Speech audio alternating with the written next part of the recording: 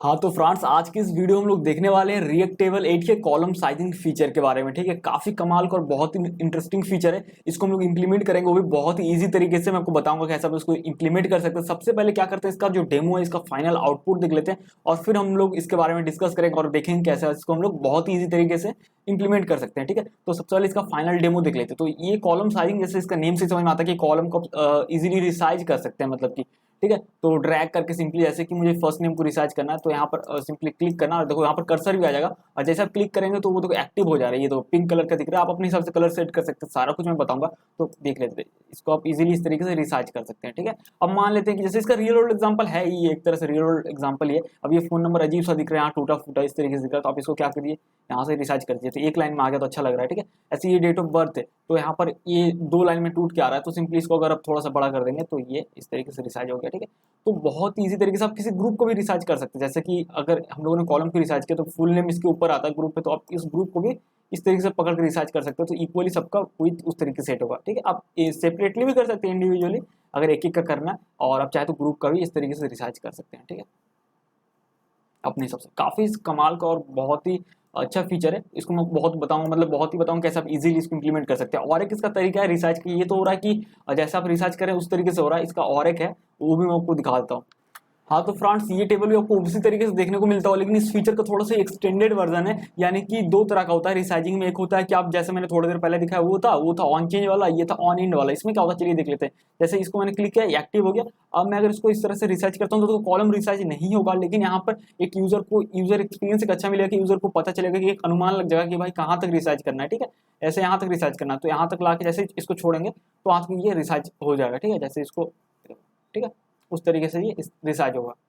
तो ये था ऑन इंड वाला, और इससे पहले जो दिखा था ऑन चेंज। तो मैं दोनों तरीके से आपको इंप्लीमेंट करके दिखाऊंगा कि दोनों तरीके से कैसे आप बहुत ही इजीली जो कॉलम साइजिंग है, या जो बोल सकते हो कॉलम रिसाइजिंग है, इस फीचर को कैसे आप इंप्लीमेंट कर सकते हैं, इसको आप ऐड कर सकते हो अपने रिएक्ट टेबल 8 में। ठीक है, तो बहुत ही ईजी तरीके से इसको हम लोग बनाएंगे। तो चलिए फिर देख लेते हैं कि कैसे इसको हम लोग बना सकते हैं। हाँ तो फ्रेंड्स, अब आपको करना क्या है, सिंपली मैंने लिंक डाल दिया डिस्क्रिप्शन पे। आप अगर उस पर क्लिक करेंगे तो आप मेरे सीधे गिटहब पेज पे आ जाएंगे। ठीक है, तो यहाँ पे आपको क्या करना है, सिंपली यहाँ पर आपको ड्रॉप डाउन दिखेगा, इस पर क्लिक करना है, और यहाँ पे आपको सिंपली कॉलम रिसाइजिंग वाला जो यहाँ पर दिख रहा है ऑप्शन, इस पर क्लिक कर देना। ठीक है, काफी सिंपल है। और इसके बाद आपको सिंपली 3 कमिट्स पे क्लिक करना है। तो हम लोग अभी स्टार्टर कोड को डाउनलोड करेंगे, तो यहाँ पर सिंपली इस एरो पे क्लिक करना है, और उसको फिर इस ग्रीन बटन पे क्लिक करना है, कोड पे, और डाउनलोड जिप। तो हमारा जिप फाइल ये डाउनलोड हो जाएगा, स्टार्टर फाइल हमारा डाउनलोड हो जाएगा। ठीक है, तो इसको हम लोग सिंपली डेस्कटॉप पे एक्सट्रैक्ट कर लेते हैं। चलिए चलिए, सिंपल है काफी। तो इसको सिंपली ड्रैग एंड ड्रॉप करते हैं तो ये हमारा एक्सट्रैक्ट हो जाएगा, जो जिप फाइल था। ठीक है, तो ये हो गया। अब इसको क्लोज कर देते हैं और इस फोल्डर को ओपन करते हैं। ये हो गया। अब इसको सिंपली अपने कोड एडिटर पे ओपन कर लेते हैं, ओपन विद कोड के। तो फ्रेंड्स, हमारे यहाँ पर कोड एडिटर पे ओपन हो चुका है। टर्मिनल पे जाते हैं, न्यू टर्मिनल पे क्लिक करते हैं, और ये एक फाइल ऐसे ही ये ओपन हो गया, पता नहीं। ठीक है, तो यहाँ पर अभी करते हैं, लिखते टर्मिनल पे सिंपली लिखना है आपको npm इंस्टॉल, और फिर लिखना है यहाँ पर एंड npm स्टार्ट। ठीक है, तो क्या करेगा, सारा पैकेज इंस्टॉल हो जाएगा, और फिर हमारा ऐप जो है ब्राउजर पे स्टार्ट भी हो जाएगा। ठीक है,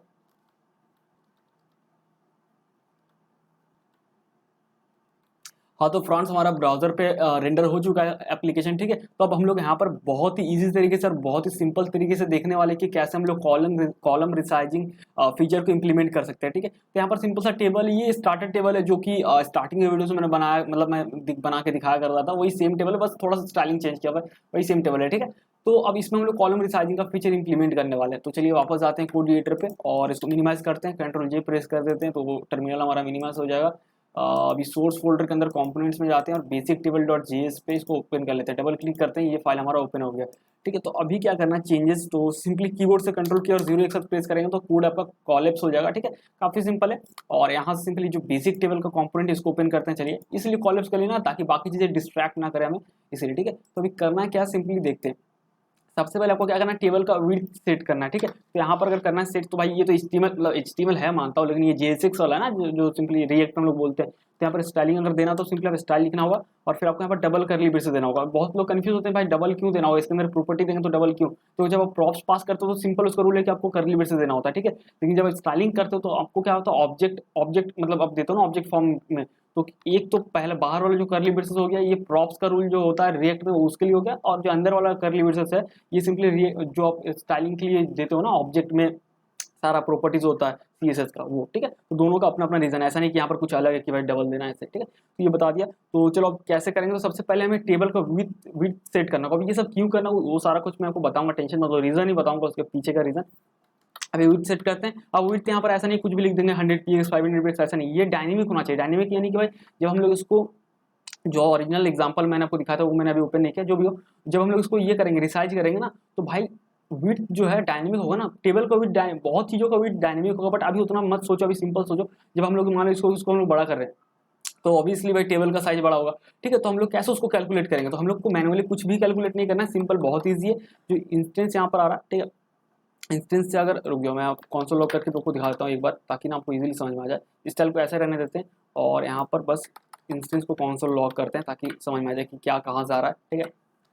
तो फ्रंट ये रहा इंस्टेंस का ऑब्जेक्ट, यहाँ पे आपको बहुत सारा मिल जाएगा। तो यहाँ पर गेट साइज कर कहीं मिलेगा देखने, तो बहुत सारा यहाँ पर है, तो खोजना थोड़ा सा मुश्किल है। गेट गेट गेट साइज आ गया भाई, ये रहा फ्रंट, ये देखो ये, ठीक है। गेट टोटल साइज, तो गेट टोटल साइज को कॉल करने से क्या होगा कि टेबल का जो है ना वो टोटल विड्थ देगा। कैसे देगा, सिंपली देखो ये बता रहा हूँ कैसे देगा। ये सारा कॉलम्स का विड्थ को कैलकुलेट करता है, सम करता है और सिंपली उसका रिटर्न करता है हमें टेबल का टोटल साइज, ठीक है। तो ये डायनेमिक हमें देगा हर बार, जब भी हम लोग उसको रिसर्च करेंगे ना तो हर बार हमें अलग अलग मिलेगा, वो भी मैं दिखाऊंगा कैसे मिल रहा है। तो सिंपली हम लोग यहाँ पर सिंपली लिखेंगे विड्थ और क्या करेंगे, instance dot get total size, ठीक है, इस तरीके से गेट टोटल साइज। अरे यार क्या हो रहा है, गेट टोटल साइज, ये रहा, इसको बस कॉल कर देना, सिंपल है। कॉल कर दिया। अभी फिर से एक बार इंस्पेक्ट एलिमेंट ओपन करते हैं, इसको ओपन करके रखते हैं ताकि ना सही रहेगा। रुक जाओ, यहाँ पे इतना सही है, ठीक है।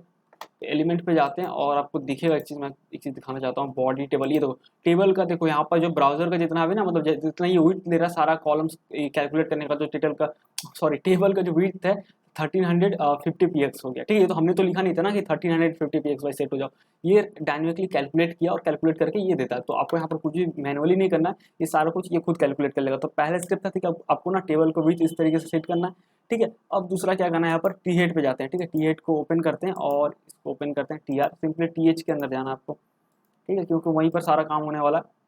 तो आप देखो यहाँ पर क्या होगा कि सिंपली हम लोग यहाँ पर क्लिक करके इसको रिसाइज कर सकते हैं। तो ये सारा तो हेडर ग्रुप में होगा ना, कॉलम यहाँ तो होगा नहीं, सिंपली यहीं पर होगा। तो ये सारा क्या है, लास्ट मतलब ये सारा क्या है, ये सारा तो भाई TH है ना, देखो यहाँ पर TR के अंदर TH है। तो हेडर जो है, हेडर ग्रुप तो ये हो गया, लेकिन हेडर ग्रुप भी होगा, ऐसा नहीं होगा, बट अल्टीमेटली ये हेडर है ना, कहने का मतलब TH है, TH टैग्स है, क्योंकि उसी के अंदर देखो ये फुल नेम, देखो यहाँ पर डेवलपर टूल्स में आपको दिख रहा होगा फुल नेम लिखा हुआ रहा है, या फिर ब्लैंक जो भी है, या फिर फोन नंबर आ रहा है, या फिर डेट डिटेल्स जो भी है, तो TH है अल्टीमेटली, ठीक है। तो हम लोग ये चीज़ को अब TH पे इंप्लीमेंट करेंगे, सेम चीज़ को विड्थ सेट करना है, ये पैटर्न ये फ्लो हर किसी में जाएगा।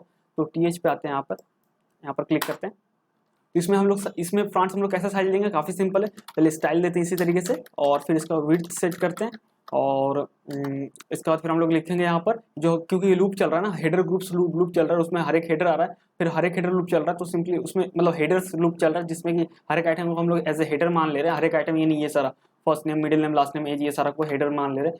तो उसमें क्या होगा कि हर एक का हम लोग यहाँ पर विड्थ कैसे निकालेंगे, विड्थ प्रॉपर्टी हमने दे दी। अब यहाँ पर लिखेंगे हेडर डॉट गेट साइज, ठीक है। तो गेट साइज कॉल करने से सिंपली हमें उस हेडर का साइज मिल जाता है, सिंपल है, ठीक है। ये सारा कैलकुलेट करके बिहाइंड द सीन हमें दे देता है रिएक्ट टेबल। तो ये हो गया। सेम इसी तरीके से फूटर का भी कर सकते हैं, इसको कॉपी कर लेते हैं और फूटर का भी चेक कर देते हैं, ऐड कर देते हैं। ये जो टी फूट है, इसको अब यहाँ पर टी फूट है, तो देखो यहाँ पर अगर कंट्रोल के और राइट ब्रैकेट वाला प्रेस करोगे तो ये पूरा ओपन हो जाएगा, ठीक है। तो यहाँ पे ये भी शॉर्टकट है, काफ़ी कमाल का शॉर्टकट है, ये सारा कुछ काम आता है। ये देखो इसमें भी हमने दे दिया, ठीक है, ये हो गया।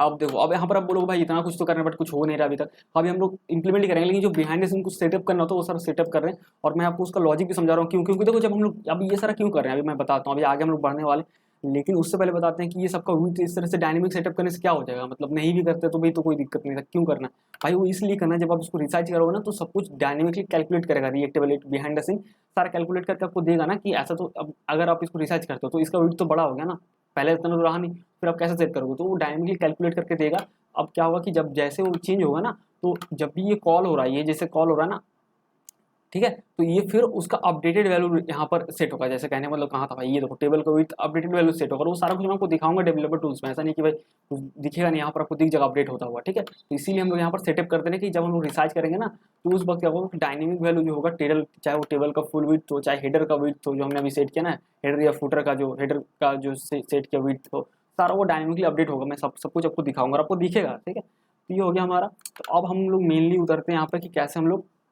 कॉलम रिसाइजिंग मोड को और भी यहाँ पर और ऐड कर सकते हैं। और फ्रंट्स करना क्या है, सिंपली मैं जाता हूँ वापस कोड एडिटर में, आपको दिखाता हूँ यहाँ पर।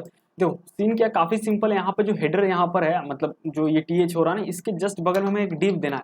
यही वो डिव होगा जिसको कि हम लोग रिसाइजिंग के लिए यूज़ करेंगे, ठीक है। तो इसीलिए इसके अंदर दे रहे हैं, ठीक है। आप कोई भी दे सकते हो, बट डिव सही होता है, बेसिक सा एक ये है, मतलब टैग है जो कि ज़्यादातर यूज़ होता है। तो यहाँ पे कुछ सिंपल, ज़्यादा कुछ नहीं करना है, डॉक्यूमेंटेशन में ऑलरेडी मेंशन है। आपको यहाँ पर क्या करना है, इवेंट हैंडलर ऐड करना है ऑन माउस डाउन, ठीक है। आपने ऑन क्लिक सुना होगा, ऑन ये सब भी सुना होगा, ऐसा नहीं बोलो नहीं सुना होगा, लेकिन यही क्यों करना उसके पीछे का रीजन भी बताऊंगा। तो यहाँ पर ऑन क्लिक क्यों नहीं लगाना है, क्योंकि जब रिसाइजिंग कर रहा बोल रहा भाई वहाँ पर तो क्लिक हम लोग कर रहे थे, लेकिन देखो वहाँ क्लिक करने का बात नहीं, क्लिक किसको बोलते हैं। देखो एक्चुअल में अगर आप देखोगे MDN में बताया गया कि क्लिक करने का मतलब क्लिक इवेंट का क्या मतलब हुआ था, जब आप माउस से क्लिक करते हो, ठीक है, और प्रेस किया और प्रेस मतलब उसको रिलीज किया, तब उसको पूरा क्लिक माना जाएगा, ठीक है, वो उसको क्लिक बोलते हैं। लेकिन माउस डाउन का कहने का मतलब ये है, ऑन माउस डाउन का यहाँ पर लगा रहे हैं, उसका मतलब ये है कि जब आप उसको क्लिक करते हो, अभी तक आपने रिलीज नहीं किया, आपने बस क्लिक किया, अभी तक आपने बस क्लिक करके रखा, अभी तक रिलीज नहीं किया, तो ये वो ऑन माउस डाउन तब हिट डाउन जो है ऑन माउस डाउन तब वो इवेंट ट्रिगर होगा, ठीक है। लेकिन यहीं पर अगर ऑन क्लिक लगाते हो तो तब काम करेगा जब वो क्लिक करने का छोड़ोगे, रिलीज करोगे, तो भाई वो तो अपने चाहिए नहीं, अपने को ये चाहिए ना, यहाँ इसलिए हम लोग ऑन माउस डाउन लगा रहे हैं, ठीक है। और डॉक्यूमेंटेशन भी ये मेंशन है। तो सिंपल, आपको ज़्यादा कुछ नहीं करना है, एक डिव टैग देना जिसमें ऑन माउस डाउन लगाना है, और इसमें आपको इवेंट हैंडलर मिलता है, ठीक है। आपको ज़्यादा कुछ यहाँ पर डिफाइन नहीं करना। तो ये जैसे लूप चल रहा है ना हेडर का, तो सिंपली हम लोग क्या करेंगे, हेडर यहाँ पर लिखेंगे हेडर डॉट रिसाइज हैंडलर, ठीक है, रिसाइज, ये तो रिसाइज हैंडलर को कॉल करेंगे। अब यहाँ पर सेम वही लॉजिक फिर से अप्लाई होता है जो मैंने बाकी वीडियोस में बताया था कि हम लोग अब इसको सेव करेंगे तो ये कोड सीधा रन कर जाएगा, क्योंकि हमने यहाँ पर इसको कॉल कर दिया, ना कि भले अब ऑन माउस डाउन लगा, लेकिन ये जैसे मैंने हर एक वीडियो में बताया कि ये सीधा कॉल हो जाएगा, और ये कॉल हो जाएगा सेव करने के बाद, फाइल सेव करेंगे, UI रेंडर होगा तो ये कॉल हो जाएगा, क्योंकि हमने यहाँ पर कॉल कर दिया, और सिंपली एक फंक्शन रिटर्न करेगा जो कि सिंपली रिसाइजिंग करेगा। आपको कुछ भी ज़्यादा कुछ नहीं करना, ये सारा कुछ खुद से हैंडल कर लेगा। तो एक फंक्शन ही अभी रिटर्न करेगा, जैसे हम लोग सेव करेंगे ना और UI रेंडर होगा, तो ये सिंपली एक फंक्शन रिटर्न करेगा, और वो फंक्शन यहाँ पर सेट हो जाएगा। और वो फंक्शन कब कॉल होगा, जब ऑन माउस डाउन ट्रिगर होगा। और ऑन माउस डाउन कब ट्रिगर होगा, जब हम लोग उसको क्लिक करेंगे, मतलब कि यहाँ पे अभी दिखेगा और उसको क्लिक करके इधर लोग घिसकाएंगे या फिर जो भी है तब, ठीक है।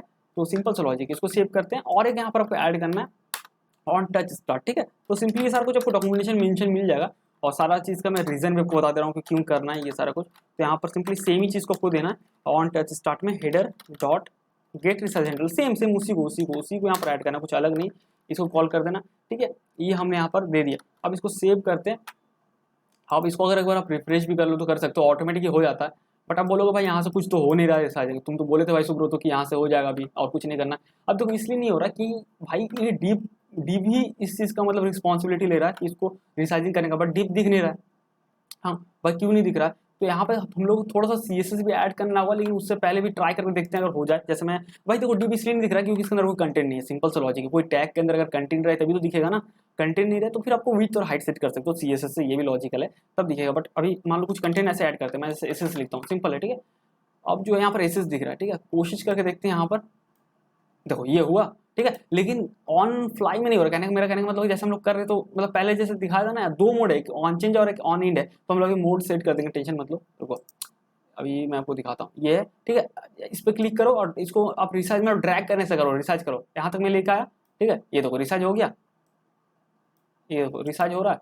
रुको अगर मैं इसको रिसाइज करता हूँ यहाँ पर, ये देखो रिसाइज हो रहा है, ठीक है। तो उस तरीके से नहीं हो रहा जैसा मैं मतलब बोल रहा था, उस तरीके से नहीं हो रहा। अब इसको रिसाइज करते हैं, इस पे जो लिखा हुआ है ना, इस पे क्लिक करना, क्योंकि यही वो div टैग है, और तुम्हारा इस पर भी हम लोग कंटेंट डाले इसीलिए दिख रहा है, कंटेंट नहीं डाले तो नहीं दिखता, सिंपल सा लॉजिक है भाई HTML का, ठीक है। तो हमारा यहाँ तक हो गया। अब हम लोग इसको ठीक करने वाले, टेंशन मतलब इस CSS ऐड करेंगे भाई, ठीक कर देंगे। लेकिन इससे पहले ये हम लोग इसको मोड चेंज करना पड़ेगा। मोड चेंज करने का कहने का मतलब ये है, मतलब ये बोल रहा हूँ कि फ्रंट्स जब आप उसको ड्रैग कर रहे हो ना, मतलब रिसाइज करो तभी होना चाहिए, ऐसा नहीं कि बाद में हो, ठीक है। बाद वाला भी हिसाब करेंगे अपन, ठीक है, बाद वाला देखेंगे वो कैसे होता है। लेकिन यहाँ पर आपको सिंपली क्या करना है, एक प्रॉपर्टी ऐड करना है यूज टेबल इंस्टेंस में स्टेट करके, ठीक है।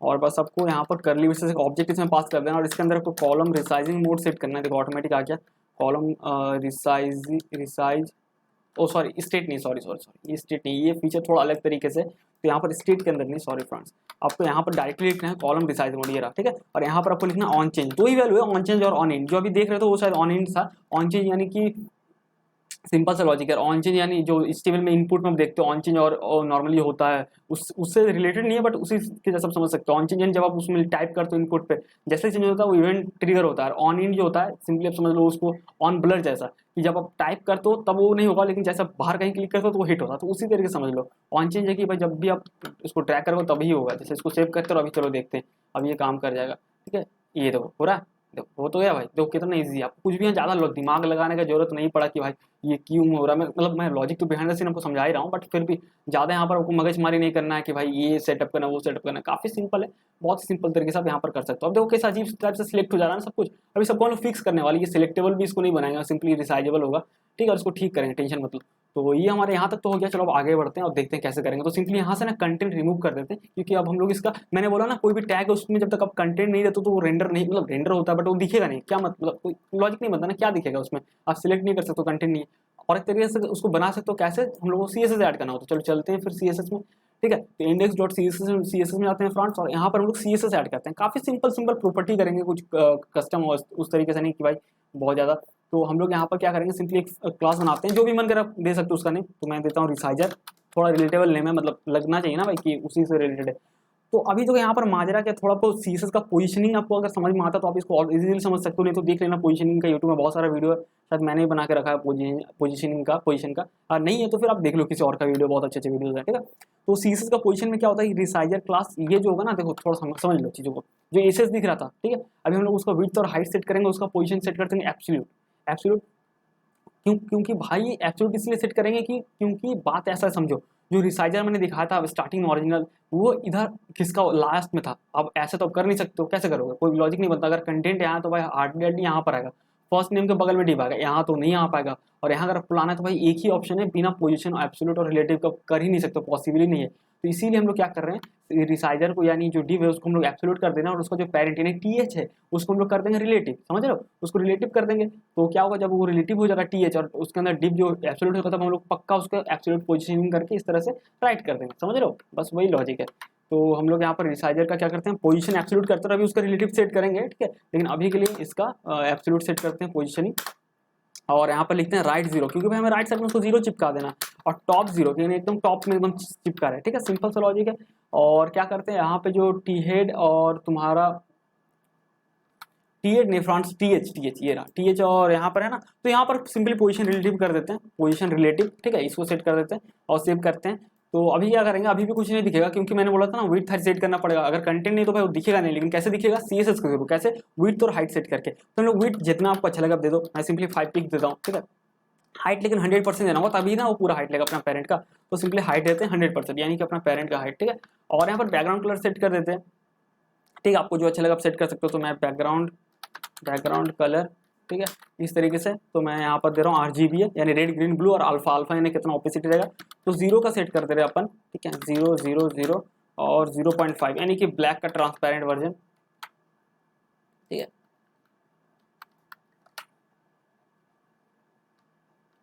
और फ्रंट से यहाँ पर डिप तो दिख नहीं रहा है कहीं यार, पता नहीं CSS में कहीं गड़बड़ कर दिया। अगर वो चेक कर लेते, ओ अरे भाई हद है। ये जो रिसाइजर क्लास था इसको तो ऐड ही नहीं किया। तो ये सब छोटे छोटा गलती हो जाता है कभी कभी, कि भाई हम लोग फिर खोजते रहते हैं कि कहाँ एरर आ गया, कहाँ एरर आ गया। तो सिंपल सा होता है कभी कभी एरर, लेकिन बहुत ज़्यादा परेशान कर देता है। तो सिंपली हमें रिसाइजर क्लास को सिंपली यहाँ पर ऐड करना है। तो सिंपल है भाई, क्लास ऐड करना है तो कौन सा बड़ा बात है। लेकिन वही है कि दिमाग से अगर निकल जाए तो फिर भूल जाते हैं। ठीक है, तो यहाँ पर रिसाइजर क्लास को बस ऐड करते हैं ना, क्लास नेम प्रॉप्स देके। ठीक है, सिंपल है। अब देखो, अब यहाँ पर दिखेगा, तो वही तो सोच रहा था भाई आ क्यों नहीं रहा। ठीक है, ये देखो इस तरीके से। ठीक है, अब देखो सिलेक्ट हो जा रहा है टेक्स्ट, देखो देख रहे हो ऐसे करने से टेक्स्ट वगैरह सिलेक्ट हो जा रहा है। तो हम लोग नहीं चाहते वो सारा हो, तो काफी सिंपल है। CSS का कुछ प्रॉपर्टीज जिसके मदद से आप ऐसा कर सकते हो। तो काफी सिंपल है, index.css में जाते हैं और यहाँ पर कुछ प्रॉपर्टी आता है, जैसे कि यूजर सिलेक्ट नन कर दो। तो सिंपली क्या होगा कि यूजर उसको सिलेक्ट नहीं कर पाएगा, सिंपल है। और एक सेट करते हैं जैसे टच एक्शन नन। ठीक है, इस तरीके से एक दो प्रॉपर्टी सेट करते हैं, काफी सिंपल होगा। और देखो यहाँ पर ना कर्सर एक चीज और ऐड करते हैं, यहाँ पर इस तरह का आ रहा है। लेकिन भाई अगर रिसाइजिंग है तो थोड़ा यूजर एक्सपीरियंस को इम्प्रूव करते हैं ना, कि लगना चाहिए कि भाई रिसाइजिंग फीचर है। तो उसके लिए हम लोग यहाँ पर करते हैं कर्सर प्रॉपर्टी सेट करते हैं, जिसमें कि पॉइंटर नहीं, उसमें हम लोग देते हैं कॉल रिसाइजेबल। ठीक है, कॉल रिसाइज। तो इसमें क्या होगा, रिसाइजिंग का वो मतलब आइकन आ जाएगा यहाँ पे, देखो ये आ गया। तो यूजर ऐसे समझ जाएगा माउस से कि हाँ ये जो है भाई रिसाइज हो सकता है, सिंपल है। ठीक है, इस तरीके से।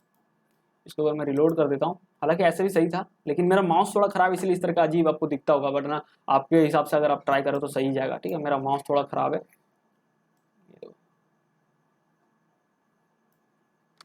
तो आप इस तरीके से इजीली रिसार्च कर सकते हो। जैसे ये फर्स्ट नेम को रिसार्च करना हो तो ये देखो, ठीक है, मिडिल नेम को रिसार्च करना हुआ, ये देखो डेट ऑफ बर्थ और ये डेट ऑफ डिटेल्स, मतलब ये नहीं आ रहा सही से, तो इसको आप रिसार्च कर सकते हो इस तरीके से। तो काफ़ी कमाल है इस तरीके से आप, मतलब ये देखो, ठीक है।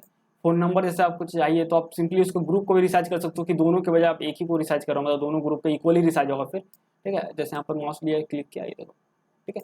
तो काफ़ी सिंपल इस तरीके से आप रिसर्च कर सकते हो, काफ़ी सिंपल था, कुछ ज़्यादा यहाँ कॉम्प्लिकेट नहीं है। और चीज़ जो भूल गया मैं यार, कि जैसे रिसर्च करें तो यहाँ पर एक एक्टिव क्लास दिखे कि हाँ भाई ये रिसर्च हो रहा है, तो उसके लिए सिंपल है, उसके लिए ज़्यादा कुछ नहीं करना है। एक हम लोग यहाँ पर ऐड कर देते हैं क्लास, जैसे कि यहाँ पर रिसाइजर डॉट, यानी कि रिसाइजर क्लास रहेगा, साथ में इज रिसाइजिंग। ठीक है, आप कुछ भी दे सकते हो, क्लास के नेम आपके ऊपर है। तो यहाँ पर हम लोग सिंपली बैकग्राउंड सेट कर देते हैं, बैकग्राउंड कलर BGC लेकर टैप प्रेस करते हैं, और HSL, मतलब ये कलर का यूज़ करने का तरीका, आप सिंपली हेक्स भी यूज़ कर सकते हैं, हेक्साडेसिमल 309। यार कीबोर्ड का कुछ कीज काम कर रहा है, कुछ काम ही नहीं कर रहा है। 80%, ये तो ये काम नहीं कर रहा, इधर से काम 80% और 50%, चलो ये सही है। अब क्या करेंगे, इस रिसाइजिंग क्लास को यहाँ से कॉपी कर ले रहे हैं, और सिंपली इसको हम लोग तब इसको ऐड करना चाहते हैं जब वो रिसाइज, मतलब जब रिसाइजिंग हो रहा होगा, मतलब अभी तो नहीं, जैसे क्लिक किया और ये रिसाइज हो रहा है तब हम लोग चाहते हैं इसमें ऐड हो। ठीक है, तो वो कैसे करेंगे, काफ़ी सिंपल है। यहाँ पे जाते हैं क्लास नेम और इसको डायनेमिक बनाते हैं। डायनेमिक कैसे, तो यहाँ पर ना मैं यहाँ पर कर्ली ब्रैकेट से देता हूँ, और यहाँ पर इस तरीके से बैकटिक्स देंगे डबल कोट्स की जगह पे, और यहाँ पर बंद करते हैं। और यहाँ पर क्या करते हैं, यहाँ पर हम लोग डायनेमिकली क्लास ऐड करने वाले हैं, तो हम लोग सिंपली यहाँ पर लेते हैं कुछ एक्सप्रेशन इवेल्युएट होगा, तो डॉलर सिंबल और करली ब्रेसेस, तो एक्सप्रेशन इवेल्युएट होगा इसके अंदर जावास्क्रिप्ट का। तो हम लोग यहाँ पर लिखते हैं हेडर, हेडर यानी जो लूप में चल रहा है ना, हेडर ग्रुप्स के अंदर हर एक हेडर सारा जिसके अंदर की हर एक हेडर लूप में चल रहा है। तो हम लोग देख रहे हैं कि भाई अगर हम लोग यहाँ पर क्लास को तब ऐड करना चाहते हैं जब वो रिसाइज हो रहा होगा, तो वो कैसे पता करेंगे, सिंपली हेडर डॉट, हमें यहाँ पर लिखना है header dot column, sorry call spell नहीं यार, column dot gate is resizing. ठीक है, ये रहा, इसको कॉल करते हैं तो ये सिंपली ट्रू और फॉल्स रिटर्न करता है, बूलियन वैल्यू है। तो हम लोग यहाँ पर क्या कर सकते हैं, टर्नरी ऑपरेटर यूज कर सकते हैं, यानी क्वेश्चन मार्क का सिंबल देना। अगर ये ट्रू होता है, यानी जब रिसाइज, मतलब कि अगर ये रिसाइज हो रहा होगा, तो हम लोग यहाँ पर सिंगल कोट इस तरीके से देते हैं और वो क्लास देते हैं, तो ये इस रिसाइजिंग क्लास ऐड हो जाएगा। और नहीं होगा तो सिंपली नल वैल्यू, यानी ठीक है, मैंने कुछ नहीं सर, नल मतलब कुछ नहीं होता ना। तो चलो वापस जाते हैं, देखते हैं यहाँ पर किसी को रिसाइज करते हैं। यार माउस भी, ये देखो, हाँ हो रहा है, देखो ये देखो पिंक कलर का ये आ गया, जो कलर हमने दिया था उस क्लास में। जैसे इसको कर रहे हैं तो ये, ठीक है, ठीक है, ये देखो आ रहा है, ये देखो। ठीक है फ्रेंड्स, तो इस तरीके से आप ऐड कर सकते हो रिसाइजिंग का फीचर को बहुत ही इजीली। ठीक है, सब जगह एक्टिव इस तरह से आएगा। अब फ्रेंड्स मैं आपको बता दूं, अगर आपको ऑन इंड वाला फीचर चाहिए, मान लो यही सही लगता है मेरे को, लेकिन अगर मान लो ऑन इंड वाला चाहिए फिर भी, तो ऑन इंड में क्या है, जैसे इस तरीके से दिए, बस थोड़ा सा चेंजेस करना पड़ेगा। ऑन इंड है, और ऑन इंड में क्या सीन है, इसको एक बार मैं रिलोड कर देता हूँ। ठीक है, ऑन इंड में क्या सीन है, अगर इसको जैसे इस तरह से ड्रैग करेंगे, कुछ ड्रैग हो तो आपको दिख नहीं रहा, बट जैसे आप इसको यहाँ तक लाया मान के चलते, ठीक है, अब मैं छोड़ रहा हूँ तो अब हो रहा है। ठीक है, तो इस तरीके से, लेकिन यहाँ पर हमें एक चीज़ और ऐड करना पड़ेगा ताकि यूजर एक्सपीरियंस और बढ़ जाए। कहने का मतलब ये कि इसको रिलोड करते हैं और जैसे इसको करेंगे ना, इस तरह से रिसाइज, ये ड्रैग होता हुआ दिखना चाहिए, और उसके बाद जैसे छोड़ेंगे तब जाके ये रिसाइज होगा। ठीक है, तो इस तरह के लिए अब सिंपल सा क्या करना है, थोड़ा सा आना, थोड़ा सा हमें दिमाग लगाना पड़ेगा भाई। मेरे यहाँ पे जो है डीप टैग है, यहाँ पर डीप टैग में यहाँ पर, क्योंकि भाई एक्चुअल में यही रिसाइजिंग के लिए यही रिस्पॉन्सिबल है ना, सारा कुछ जो भी हो रहा है रिसाइजिंग के लिए, जो हैंडलर वगैरह है और जो स्टाइलिंग है। ठीक है, तो यहाँ पे हम लोग क्या करेंगे, यहाँ पे कुछ 2-3 लाइन का कोड ऐड करेंगे। उसका मतलब क्या होगा मैं ऐसे बता दे रहा हूँ। जब हम लोग इसको इस तरह से ड्रैग इस तरह से कर रहे हैं ना, रिसाइज कर रहे हैं, तो हमें अगर इसका माउस का पोजीशन मिल जाए, ठीक है, तो हम क्या करेंगे, क्योंकि देखो ये जो चीज़ है, देखो फिर से मैं दिखा रहा हूँ, क्लिक किया और इसको जैसे इस तरह ड्रैग किया तो हो तो जा रहा है, बट ये जो चीज़ है ना, रिसाइजर है, ये तो भाई क्या है, पोजीशन एब्सोल्यूट है। क्या है, एब्सोल्यूट है। एब्सोल्यूट अगर पोजीशन एब्सोल्यूट होता है, ये रिलेटिव कुछ भी होता है, मतलब पोजीशन अगर स्टैटिक छोड़ो कुछ और है, या फिक्स है, स्टैटिक है, रिलेटिव है, या स्टिक जो भी है, तो आप उसका सेट कर सकते हो कि भाई वो इधर जाए उधर जाए। ठीक है, तो वो तो कर ही सकते हो, लेकिन हम लोग यहाँ पर क्या करेंगे, ट्रांसफॉर्म का यूज करेंगे, जो कि इससे अच्छा है।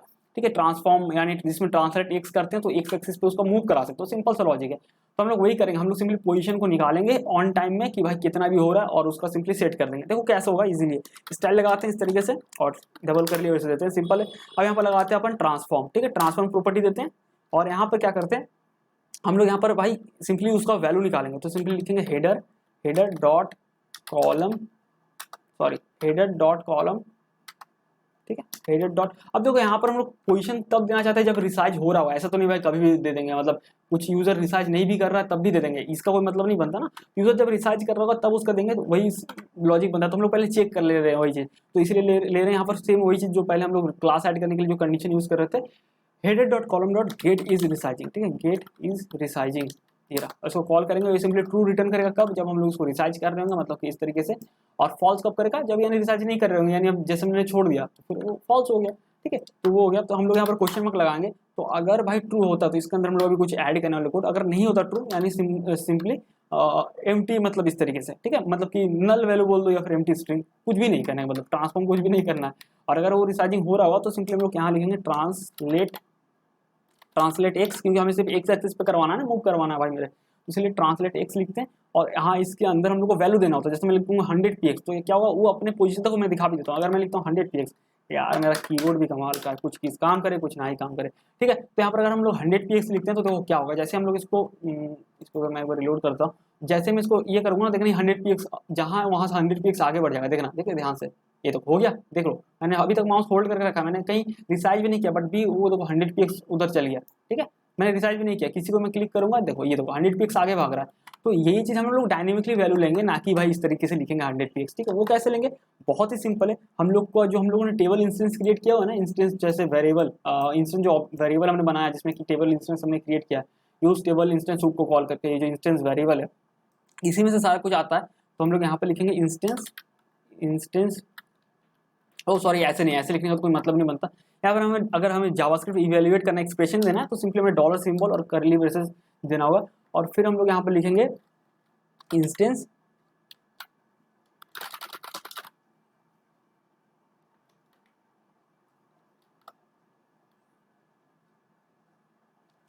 तो यहाँ पे लिखेंगे इंस्टेंस डॉट गेट स्टेट। ठीक है, तो जो स्टेट जैसा होता है ना रिडक्स वगैरह में आप लेते हो, मतलब वो नहीं यहाँ पर, लेकिन फिर भी कुछ उसी तरीके से जो भी अभी करंट स्टेट है हर एक चीज़ का आपको लाइव अपडेट यहाँ पर मिल जाता है। तो इंस्टेंस डॉट गेट स्टेट, उसका तो यहाँ लिखना है डॉट कॉलम, सॉरी कैपिटल में नहीं, कॉलम साइजिंग इन्फो। ठीक है, तो कॉलम साइजिंग इन्फो आप इसको कॉन्सोल लॉक करके देख सकते हो, बाहर में जैसे मैंने कॉन्सोल लॉक करके देखता हूँ क्या वैल्यू आ रहा है, आप देख सकते हो। तो उसमें एक आता है डेल्टा ऑफसेट, तो एक्चुअल में उसमें आपको उसका माउस का पोजीशन मिलता है जो भी रिसाइज हो रहा होता है। ठीक है, उतना वैल्यू मिल के अब यहाँ पर आपको उसका यूनिट भी देना पड़ेगा ना भाई, तो हम लोग यहाँ पर सिंपली लिखते हैं px। ठीक है, ये हो गया। अब चलो यहाँ पर देखते हैं कि ये होता नहीं होता, ये देखो फिर से वो रिलोड कर लेता हूँ, देखता हूँ भाई क्या इशू आ गया। चलो फिर से देखते हैं एक बार। अच्छा, तो ये काम तो नहीं कर रहा भाई, अब काम क्यों नहीं कर रहा ये देखते हैं अपन, क्या इशू आ गया यहाँ पर। ओ अच्छा सॉरी फ्रेंड्स, देखो ये px मैंने बाहर लिख दिया, मुझे यहाँ पर लिखना चाहिए था px। ठीक है, ये क्योंकि ट्रांसलेट एक से, तो ये जो फंक्शन है ना इसके अंदर आप px लिखोगे ना, इसके बाहर थोड़ी। चलो सेव करते हैं, मैं वही सोच रहा हूँ भाई काम क्यों नहीं कर रहा। चलो फिर से करके देखते हैं, ये देखो ये हो रहा है, पूरा मूव हो रहा है, ये देखो जहाँ भी ले जाओगे इस तरीके से मूव कर रहा था, आपको पता चल पाएगा, एक आइडिया लग रहा है। आपने पर यूजर एक्सपीरियंस को थोड़ा और बढ़ा दिया, यूजर समझ पाएगा अच्छा यहाँ तक लेके आया, मतलब कि मेरा यहाँ तक रिसाइज होने वाला है, हो गया। ठीक है, ये देखो, ठीक है, तो इस तरीके से आप रिसाइजिंग का जो फीचर है उसको आप ऐड कर सकते हो काफ़ी इजी तरीके से। तो फ्रेंड्स आशा करता हूँ कि आपको समझ में आ गया हो कि कैसे आप कॉलम रिसाइजिंग के फीचर को रिएक्टेबिलिटी में बहुत ही आसानी से इंप्लीमेंट कर सकते हो, उसको यूज़ कर सकते हो। ठीक है, तो फिर मिलते हैं अगले वीडियो में किसी और टॉपिक के साथ किसी और वक्त पे।